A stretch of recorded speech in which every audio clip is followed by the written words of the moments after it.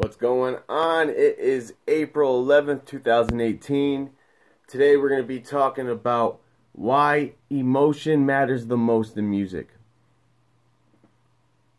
Music producers, audio engineers, songwriters, if you don't get emotion in your product, it doesn't matter.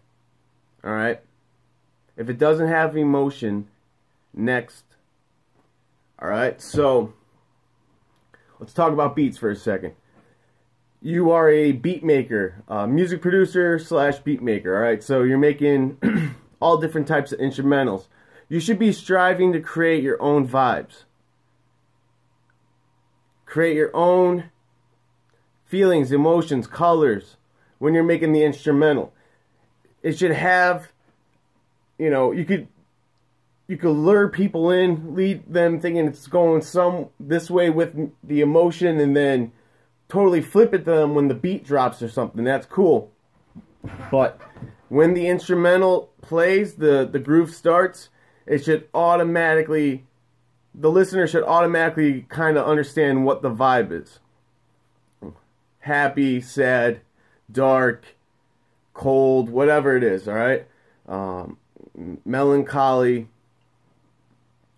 So, if I'm going to be making a trap beat with, and the artist is a hard rapper, right? I'm not going to be making some soft shit if we're trying to be making a single. We're going to be, especially if we're going to be trying to make something for the streets or whatever. You want to be making some hard shit, right? So, you're going to be looking for hard sounds. You're going to be looking for aggressive sounds. The emotion you want is epic, or the emotion you want is dark, sinister. You know, think of different emotions or words and try to strive to capture that musical feeling. All music is capturing a musical feeling. Meaning, you have music, and then there's a feeling behind it. Let's break it down. That simple, alright? So, catch the listener's attention however you can with the emotion, alright? So, that means, if we go back to making the instrumentals, right? Does the beat just drop immediately from the first second, or does it build up? You know, do you want it to be more of like a roller coaster, going up and down emotion, or up and down in velocity, dynamics? Or do you want it to be more steady or static? You know, same with songwriters and music producers now. Let's talk about going back to the emotion, as well as how you can capture the listener's attention. Alright, so songwriters, you first have to figure out what your style is, or what the point of the song is. What's the feeling of the song? Is it perplexing? Is it just like a fun song, a feel-good song, you know? Something that people could dance to. That's up for you to decide, and then from there you have to figure out what your tone's going to be. What your tone is how you're going to deliver the lyrics. You know, if I was going to be doing, again, a hard rap song, I would be rapping more aggressively, versus if it was going to be more of like a ballad, I would be singing smoother, opposed to, you know, screaming or just being angry, whatever the case may be. You know, so you want to be unpredictable with your writing. Let me rephrase that. You want to be like a good predictable as well as unpredictable. So what that means essentially is that certain times you want to give the listener what they kind of see is going to happen next. You know, it's building up to the hook. Think of like that Phil Collins song with the ba-dum, ba-dum, ba-dum, ba-dum, ba-dum.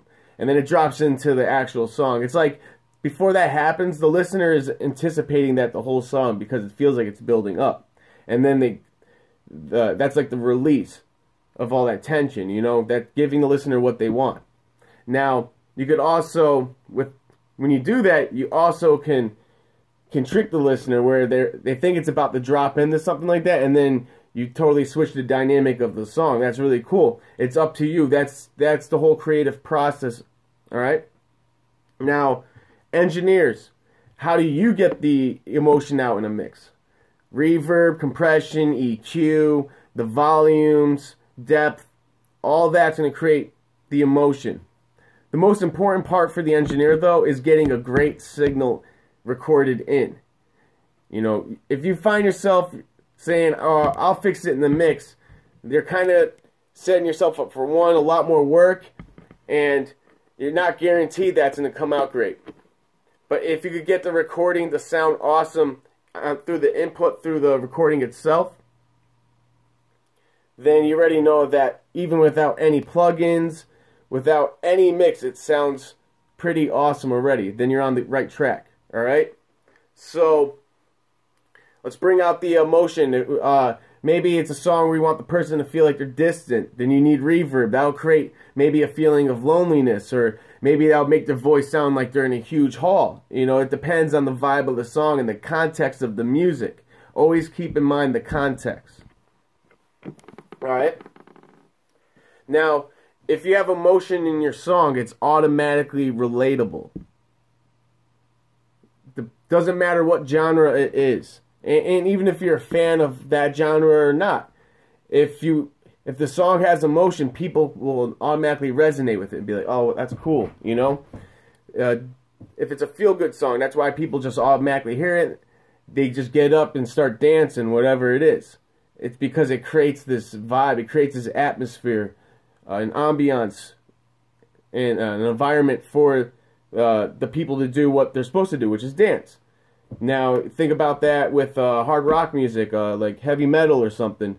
You know, at the concerts, people want to mosh pit. People want to have all this built-up anger they want to release. So, now, as the musicians, your job is to, one, entertain the crowd, but two, create that energy so you can entertain the crowd. All right? Now, the music comes first. You want aggressive sounds. So that means you're going to be trying to find emotions that make the hair on the back of your neck stand up. You know, that if you just had a bad day, you hear that song and all of a sudden it's a release and you start going 75, 80, speeding a little bit more, whatever. That's what music's supposed to do. It's supposed to spark some type of emotion in you. You know, the average day can be so boring in a sense, where it's just the same routine, doing the same thing, that, you know, hearing some good music can really bring a spark to life. And that's one thing I love about this job.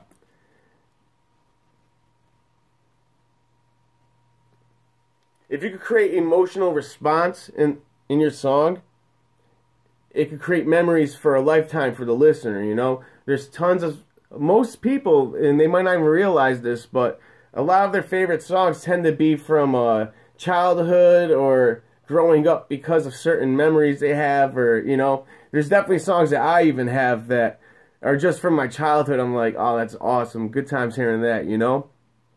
So if you could create that kind of experience for the listener, then you're definitely on the right track. Now, in future videos, I have a few different basic principles for to further the mix. I talked about width, depth, and height, but there's some other like subcategories that I like to keep in mind when I'm mixing. But the most important one is what we're talking about right now: emotion. You don't need to have all the talent in the world as a singer as far as pitch and rhythm. You might have good rhythm and, you know, solid pitch, but you can still be shaky. But if you have emotion when you sing, it's going to override all that. It overrides the standard. A genuine emotion overrides the standard. All right? So there's tons of singers that have interesting voices that are unusual in the sense of, you know, not clean sounding, but there's something about it that makes them so awesome. I mean, I think of the singer from Modest Mouse. I think of Old Dirty Bastard. So many different artists in different genres have like unorthodox voices in a sense that are just, but there's that passion and that energy that overrides all the other stuff that just keeps the listener's attention intrigued. You're like, whoa, this is different. That person's raw, you know? Think about DMX. his voice is one of a kind. You know, all different types of artists. Let's see.